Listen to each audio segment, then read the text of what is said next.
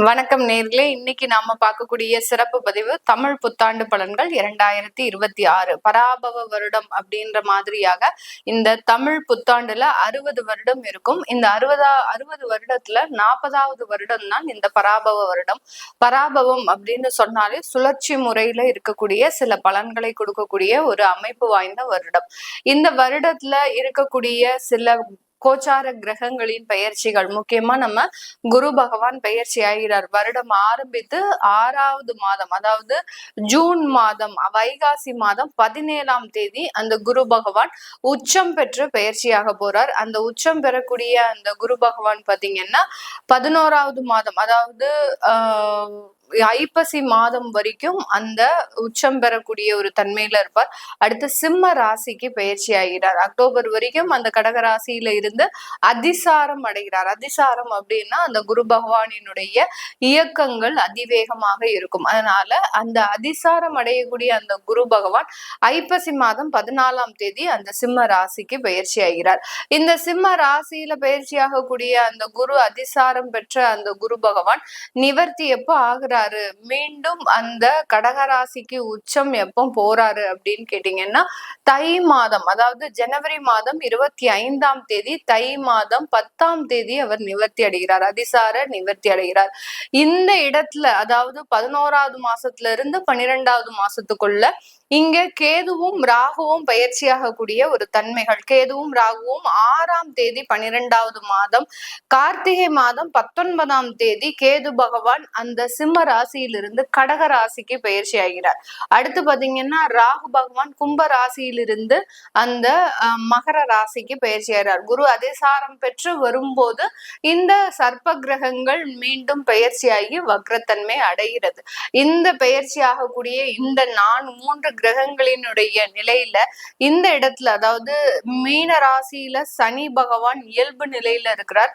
அவர் அந்த இயல்பு நிலையில இருக்கக்கூடிய அந்த சனி பகவான் ஆடி மாதம், அதாவது 27ஆம் தேதி ஜூலை மாதம் வக்ரம் அடைகிறார். சனி இயல்பு நிலையில இருக்கக்கூடிய சனி பகவான் வக்ரம் பெற்று இவர் எப்போ நிவர்த்தி ஆகிறாரு அப்படின்னா 11ஆம் தேதி அந்த டிசம்பர் மாதம், கிட்டத்தட்ட கார்த்திகை மாதம் 24ஆம் தேதி அந்த சனி பகவான் ஒரு 4 மாதங்களுக்கு சனியும் வக்ரத்தன்மையோட இருக்கிறார். இதுதான் இந்த வருடத்துல இருக்கக்கூடிய அந்த கோச்சார கிரகங்களின் நிலவரங்கள். இந்த பராபவ வருடம் சுழற்சி முறையில என்னென்ன ராசி அன்பர்களுக்கு என்ன மாதிரியான ஒரு பலன்களை கொடுக்க போகுது அப்படின்றத இந்த பதிவுல தெளிவா பார்க்க போறோம். இந்த சேனலை முதன்முறையா பாக்குறீங்க அப்படின்னா சப்ஸ்கிரைப் பண்ணிக்கோங்க, பெல் பட்டன்ல ஆல் ஆப்ஷன் சூஸ் பண்ணிக்கோங்க. கன்னிராசி அன்பர்களுக்கு, கன்னி ராசியில இருக்கக்கூடிய நட்சத்திர அன்பர்கள் சித்திரை, அஸ்தம், அடுத்து பாத்தீங்கன்னா இந்த உத்திரம் நட்சத்திர அன்பர்கள். இந்த சித்திரை, அஸ்தம், உத்திரம் நட்சத்திர அன்பர்களுக்கு இந்த பராபவ வருடம் எந்த மாதிரியான ஒரு மாற்றங்களை கொடுக்க போகுது அப்படின்றத விட நீங்க எந்த மாதிரியாக இருக்கணும் அப்படின்றதுதான் இந்த கன்னிராசி என்பர்களுக்கு ஜோதிட ரீதியாக கொடுக்கக்கூடிய முதல் விஷயங்கள்.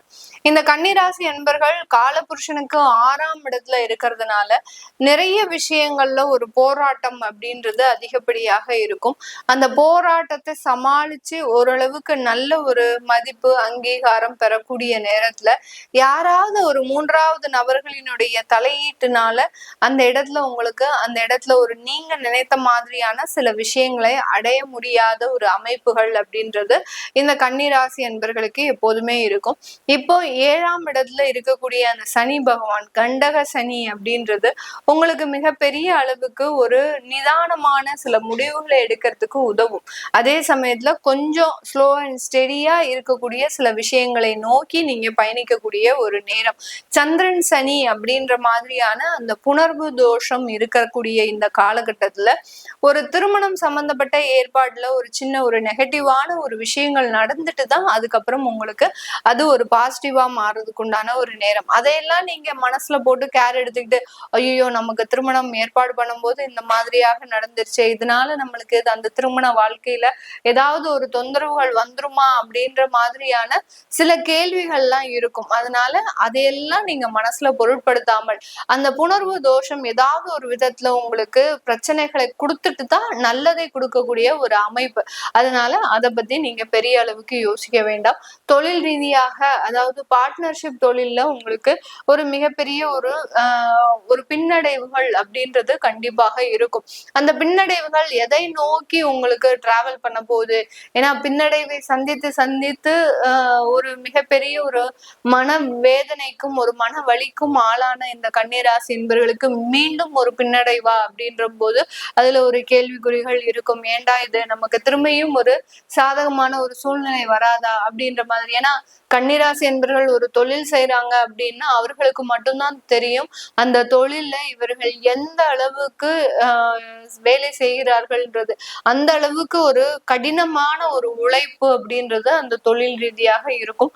அப்படி இருக்கும்போது அந்த பார்ட்னர்ஷிப் தொழில ஒரு பின்னடைவு எதனால வருது அப்படின்னா இந்த கண்டக சனி அப்படின்ற மாதிரியான சில விஷயங்கள்னால இந்த கோச்சார கிரகங்களின் மூலமாக கிடைக்கக்கூடிய ஒரு நேரம். அந்த பின்னடைவு நல்ல வளர்ச்சியை நோக்கி ஒரு இடத்துல உங்களுக்கு ஒரு ஸ்பீட் பிரேக் கொடுத்தாதான் அடுத்து நீங்க வளர்ச்சியை நோக்கி பயணிக்க முடியும். அந்த மாதிரியாக தான் அந்த கண்டக சனி இந்த மாதிரியாக செயல்படக்கூடிய ஒரு நேரம். ஏன்னா இந்த இடத்துல அதாவது கன்னிராசி என்பர்களினுடைய 11ஆம் இடத்துல குரு பகவான் உச்சம் பெறார்.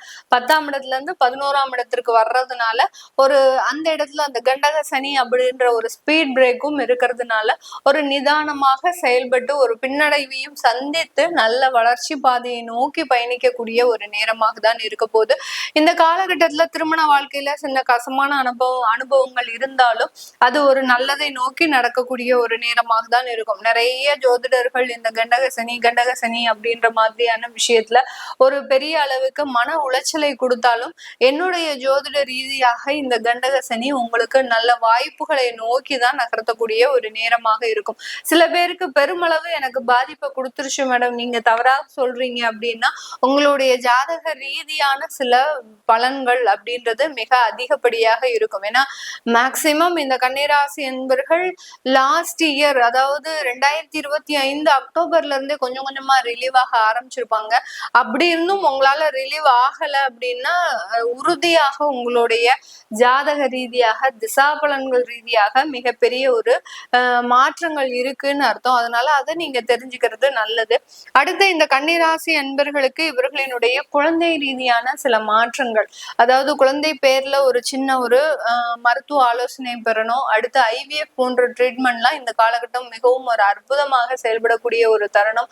அடுத்து பாத்தீங்கன்னா யாராவது இந்த ஸ்பெர்ம்ஸ் எல்லாம் நீங்க சேகரிச்சு வச்சிருக்கிறீங்க அப்படின்னா அதெல்லாம் இப்போ நீங்க மருத்துவத்துறையில கொடுத்து நீங்க அதுக்குண்டான சில முயற்சிகளை எடுக்கிறது நல்லது. அதெல்லாம் இந்த ஐவிஎஃப் முறை அப்படின்றது மிகப்பெரிய அளவுக்கு சாதகமாக இருக்கக்கூடிய ஒரு தருணம்.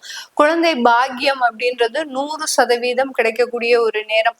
ஆனால் அது அக்டோபருக்கு முன்னாடி உங்களுக்கு டிசம்பருக்கு முன்னாடி கிடைக்கிறதுக்கு உண்டான ஒரு அமைப்பு இருக்கு. அதுக்கப்புறம் பாத்தீங்கன்னா கொஞ்சம் டிலே ஆகிறதுக்கு உண்டான ஒரு நேரம். குழந்தை பிறப்பு அப்படின்றது பாத்தீங்கன்னா இந்த கன்னிராசி என்பவர்களுக்கு ஆண் குழந்தை பிறக்கிறதுக்கு உண்டான ஒரு அமைப்பு இருக்கு. அந்த ஆண் குழந்தைகள்லயே பாத்தீங்கன்னா நிறைய பேரு அந்த சஷ்டி விரதம் இருந்திருப்பாங்க. அந்த சஷ்டி விரதம், முருகனுடைய விரதம், அடுத்து பாத்தீங்கன்னா இந்த மாதிரியான விரதங்கள் இருக்கும்போது கிடைத்த அந்த குழந்தை தான்.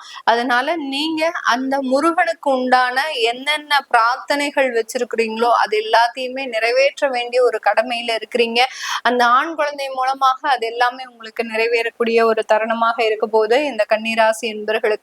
இந்த கன்னிராசி என்பர்கள் இந்த காலகட்டம் வெளிநாட்டுல இருக்கக்கூடியவர்கள் அங்க வெளிநாட்டுல மிக உயர்ந்த ஒரு பதவி உயர்வை அடைவதற்கு உண்டான ஒரு நேரம். எந்த இடத்துல நீங்க பதவி இழப்பை சந்தித்தீங்களோ அதை விட மிக அற்புதமான ஒரு பதவி உயர்வை நீங்க அடைவதற்குண்டான ஒரு நேரமாக இருக்கும். வெளிநாட்டுல இருந்து உங்களுடைய குடும்பம் இந்தியால இருக்கு அப்படின்ற பட்சத்துல குடும்பத்தோட சேர்ந்து வாழக்கூடிய ஒரு அமைப்புகளும் இந்த கன்னிராசி அன்பர்களுக்கு முழுமையாக இருக்கக்கூடிய ஒரு தருணமாக இருக்க போது. 5ஆம் இடத்துல வரக்கூடிய ராகு பகவான் நிறைய பேருக்கு பாத்தீங்கன்னா இந்த டிசம்பருக்கு மேல உங்களுடைய வேலை இழப்புகள் அப்படின்றது அதிகப்படியாக இருக்கும். உங்களுக்கு தேவையான வாய்ப்புகள் கிடைக்கிறதுல கொஞ்சம் குறைவு, பர்சன்டேஜ் ஆஃப் ஆப்பர்ச்சுனிட்டிஸ் அப்படின்ற மாதிரியாக அது குறைஞ்சிக்கிட்டே வரக்கூடிய ஒரு அமைப்பாகவும் இருக்கும். அதனால ஒரு போராட்டம் அப்படின்றது, ஒரு வேலையை விட்டுட்டு ஒரு வேலையை தேடுறது அப்படின்றது மிகப்பெரிய ஒரு சிரமத்துக்குள்ளான ஒரு அமைப்பாக இருக்கும். அதனால வேலையை வச்சுட்டு அதுக்கப்புறமா நீங்க வேலையை விடுறது நல்லது. நிறைய பேரு இந்த ஈகோ சம்பந்தப்பட்ட சில பிரச்சனை பிரச்சனைகள்லாம் இப்போ உங்களுக்கு வெளியில வரக்கூடிய ஒரு நேரம். இது நாள் வரைக்கும் அதையெல்லாம் நீங்க வெளியில காமிச்சிருக்க மாட்டாங்க. இந்த கன்னிராசி என்பர்கள் எப்போதுமே நட்புக்கும் பாசத்திற்கும் உட்பட்டவர்கள். நம்மளுடைய நண்பர் தானே, நம்மளுடைய உறவுகள் தானே அப்படின்னு அந்த நட்பையும் பாசத்தையும் பாராட்டுபவர்கள் நம்ம கன்னிராசி என்பர்கள். இப்போ அதுக்குண்டான ஒரு நேரம் கிடையாது அப்படின்றதுனால இந்த காலகட்டம் ரொம்ப கவனமாக இருக்கிறது நல்லது. அதனால வேலை வாய்ப்புகளையும் பாத்தீங்கன்னா நீங்க கொஞ்சம் ஒரு ஈகோ வர்றதுனால அதையெல்லாம் விடுறதுக்கு உண்டான ஒரு டைமும் இருக்கு. அந்த வேலையை விடும்போது ரொம்ப கவனமாக விடணும். ஒரு வேலை கிடைக்குமா கிடைக்காதா அப்படின்னு நீங்க தெரிஞ்சுக்கிட்டு விடுறதுதான் இந்த கன்னிராசி என்பவர்களினுடைய முக்கியமான ஒரு முடிவாக இருக்கும். இதெல்லாமே நம்ம கோச்சார நிலவரப்படி பலன்களை கணிச்சு சொல்லியிருக்கிறோம். உங்களுடைய சுய ஜாதக திசாபுத்தி பலன்களை பார்க்கணும் விருப்பப்படுறவங்க கீழே இருக்கிற நம்பருக்கு வாட்ஸ்அப்ல அப்பாயின்மெண்ட் வாங்கிக்கிட்டு நீங்க கன்சல்ட் பண்ணிக்கலாம். உங்களுடைய ஜாதகம் எழுதணும், உங்களுடைய குழந்தைகளுக்கு ஜாதகம் எழுதணும், நியூமராலஜி படி பெயர் வைக்கணும்னு நினைக்கிறவங்களும் கீழே இருக்கிற நம்பருக்கு வாட்ஸ்அப்ல அப்பாயின்மெண்ட் வாங்கிட்டு நீங்க கன்சல்ட் பண்ணிக்கலாம். உங்களிடமிருந்து விடைபெறுவது உங்கள் ஆஸ்ட்ரோ பூர்ணா. நன்றி, வணக்கம்.